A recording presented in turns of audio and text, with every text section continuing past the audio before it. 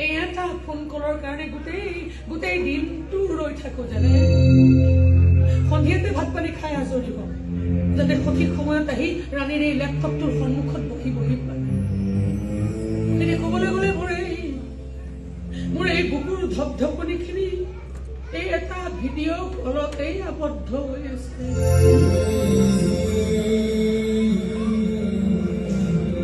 যেতিয়ালৈকে কলটো আহি থাকিব তেতিয়ালৈকে এই বুকুৰ ধপধপনিখিনিও চলি থাকিব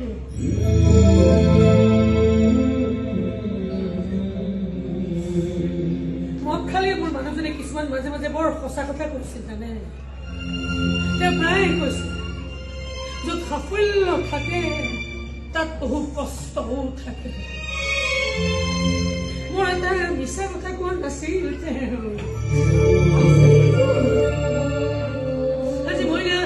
আজি মই ডাঙৰ হৈছিল বিদেশত সেই চাকৰি পাইছিল